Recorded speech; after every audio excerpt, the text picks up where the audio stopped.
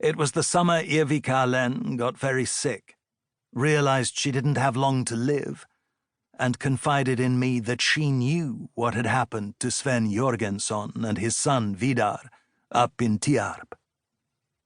We hadn't known each other very long. I knew Irvi had been a police officer and had moved to the house near Tofta a few years after retiring. Her husband, Ronny, had died, and in her widowhood, she devoted her days to the beautiful garden surrounding their house. It was situated a few kilometers up in the woods. That was how we met. Ever since my return, I've lived a relatively quiet life. That's how I like it.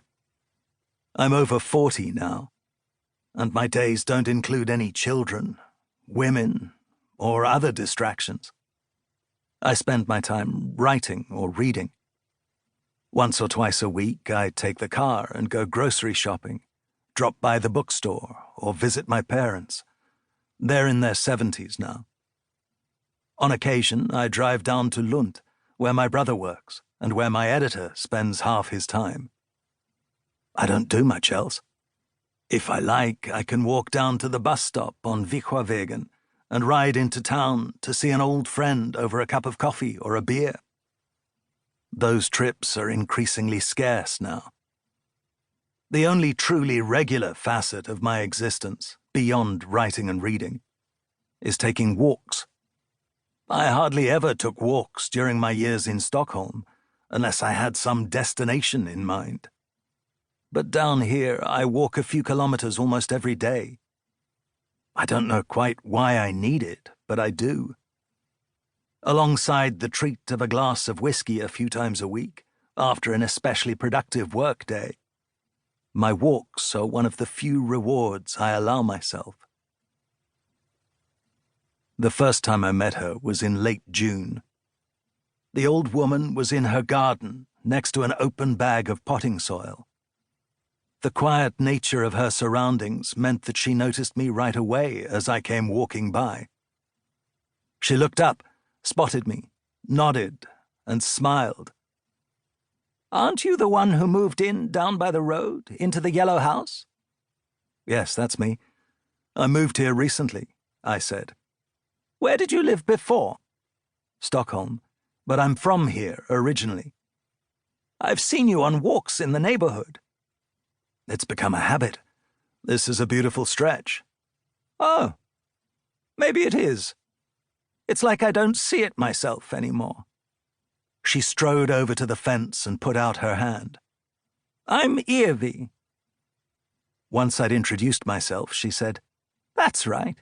You're the one who writes books, aren't you?"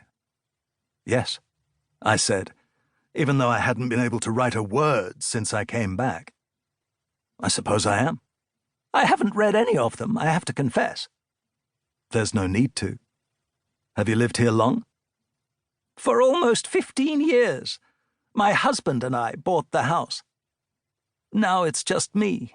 I've thought about selling it, of course," she went on, as if anticipating a question she heard often. "But I don't know. Where would I go? I'm 80 years old. I guess I'll just keep living." The next time we met, a week or so later, she invited me in for a cup of coffee, and we exchanged phone numbers. We sat in her kitchen.